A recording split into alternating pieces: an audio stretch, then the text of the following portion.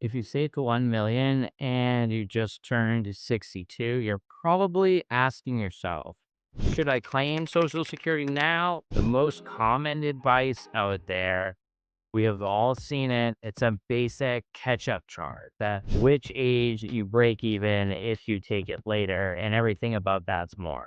It says if you wait until 70, you will get the most out of the system. But that advice completely ignores your actual retirement reality, such as your current portfolio, spending patterns, investment markets, taxes, and longevity. But what if we had a real map of pros and cons so that we can determine which factors may be the most relevant in your scenario? Today, we're going to be breaking down exactly how claiming at 62 or full retirement age or waiting till 70 impacts your income, lifestyle, and long-term retirement. This is a completely different decision for people with a significant nest egg of $1 million or more, because they are dealing with the opportunity cost of their own personal savings and investments.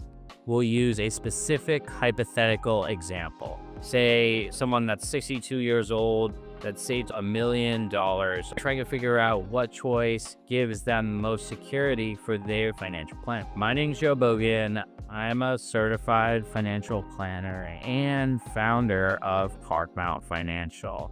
And I've personally helped dozens of our clients sort out their Social Security and pensions with planning to maximize for their unique situation. And I've seen it all. People with $1 million saved, second guessing when to claim, and others waiting so long they miss out on years of income they could have enjoyed. The truth, there's no one size fits all answer here, because nobody knows the future. But there is a smarter way to look at this decision. But before I dive in, I would like to say that if you're divorced or widowed, then you may have some unique situations that apply to Social Security that won't be covered in this specific video. So I'll look to make a video on that in the future. Now, let's dive into 62. For all practical purposes, taking at the soonest date available for your situation. Claiming at 62 means locking benefits in early, but also accepting a reduction, about 30% less than what you receive at full retirement age. So what happens if you claim at 62 with $1 million saved? Experts often deride this option as impulsive. But if you do this, you immediately reduce the pressure on your investments because you start getting income now, which means you have to withdraw less from your savings. That could protect your portfolio from early withdrawal stress, especially if the markets are down in those earlier. This could be a decision that protects against losses and enable for your portfolio to remain more aggressively invested for longer, potentially achieving higher returns. But why might this backfire? The downside here is that if you live into your late 80s or 90s, you may miss out on thousands in cumulative income from the Social Security system. So how does this impact your retirement? It trades the short-term guaranteed income for a longer-term relative uncertainty.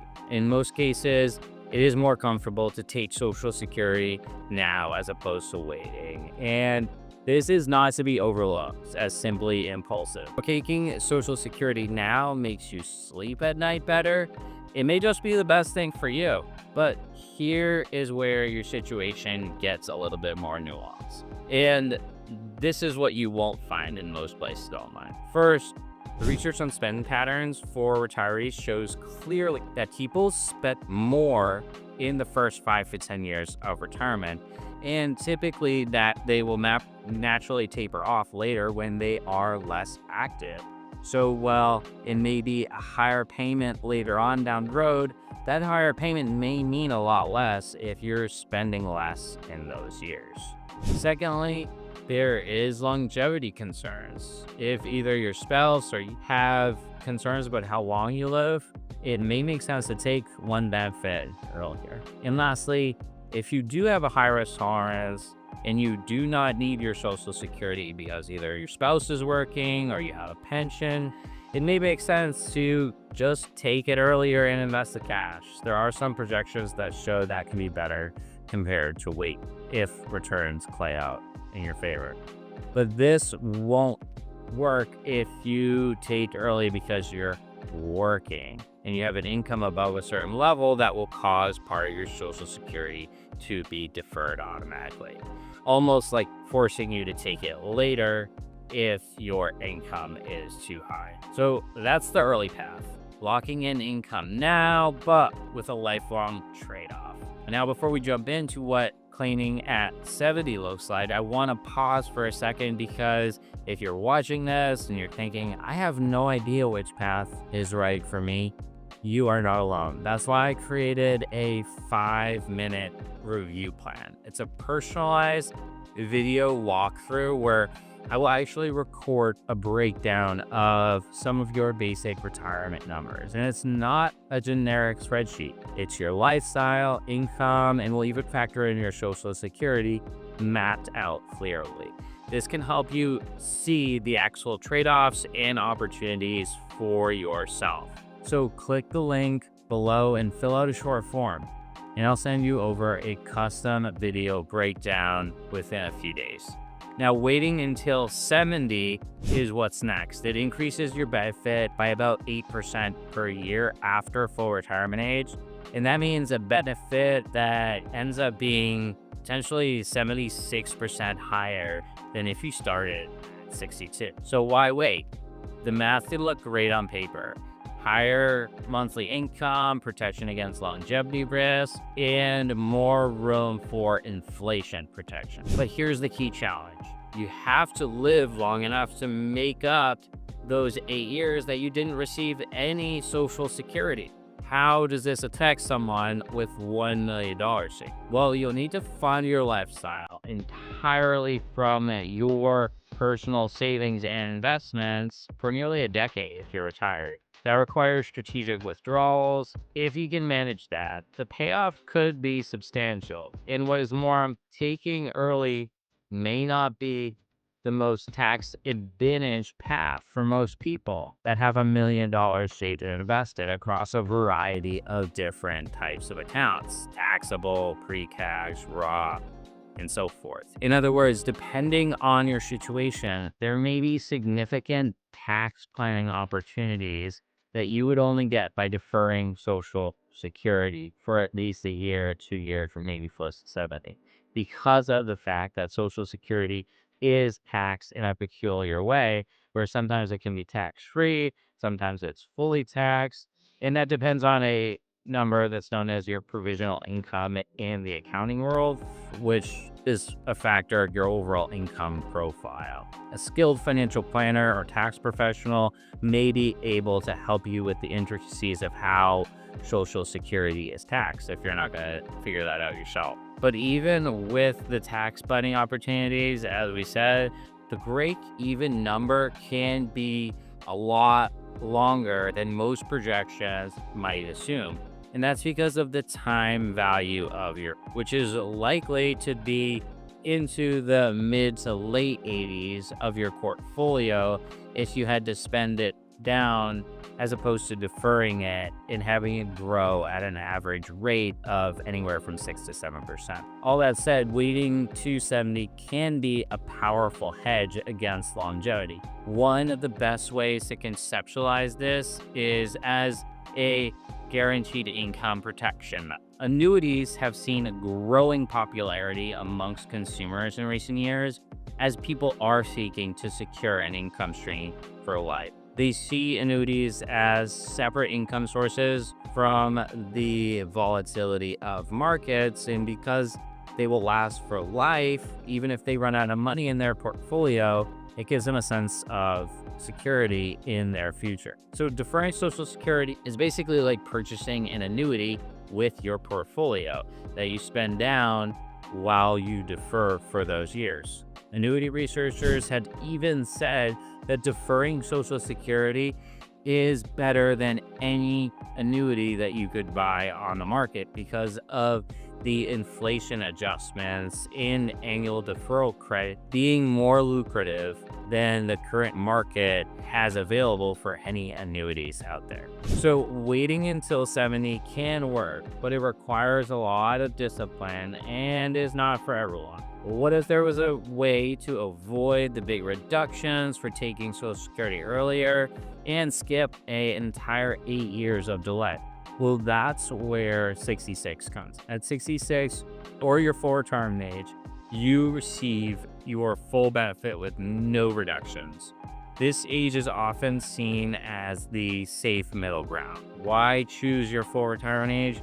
Well, for many, it feels like a balanced decision. You avoid the 30% and you don't have to wait as long as 70. With $1 million saved, this means you have to use some of your portfolio for a few years, then let Social Security take over for a larger share. How does it change the income picture? You reduce the total withdrawal burden on your savings over the long.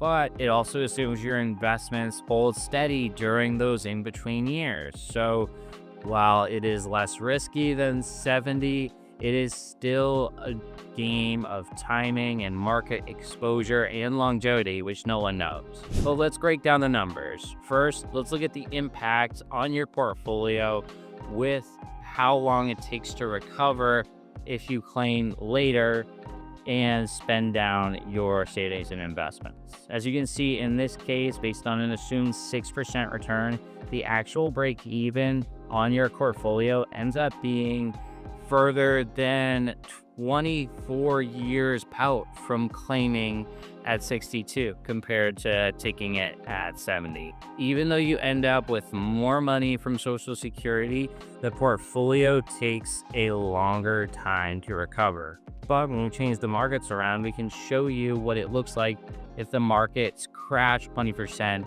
in the first year of retirement and then recovers 15% the following 2 years and averages 6% after that.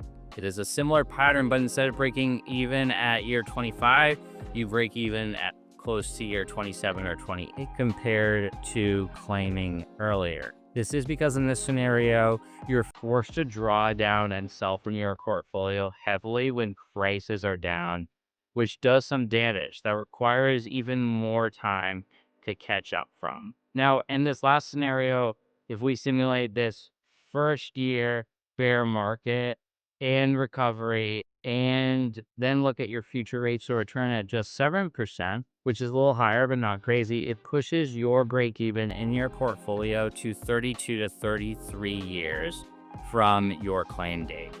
Now, there are some limitations in these projections. It doesn't include taxes, which is a complex element that needs to be considered on a case-by-case basis. But this does point out that things do not happen in a vacuum, and there are a lot of factors that need to be considered that is very much on a case-by-case basis, and depending on what's going on in the environment. Ultimately, what decision makes the most sense for your retirement? Well, that depends on how long you expect to live, your health, your portfolio strategy, and what kind of lifestyle you want to maintain. The fear of making the wrong decision is definitely real, but with the right framework, it gives you confidence. So whether it's 62 or your full retirement age or 70, the best kind to claim Social Security isn't about chasing the biggest check. It's about aligning the decision with your lifestyle, your savings, and your goals. But here's the thing that most retirees, they run the numbers for themselves. They rely on rules of thumb, and that's where costly mistakes can happen. And that's exactly why we offer a free mini planning review. All you need to do is fill out the short questionnaire, and we'll show you exactly each aspect affects your retirement plan. We'll look at your Social Security, your cash flow, and your retirement outlook. Click the link in the description to get started. The earlier that you get more clarity, the more confident that you'll feel about the years ahead. So thanks for watching, and I'll see you in the next video.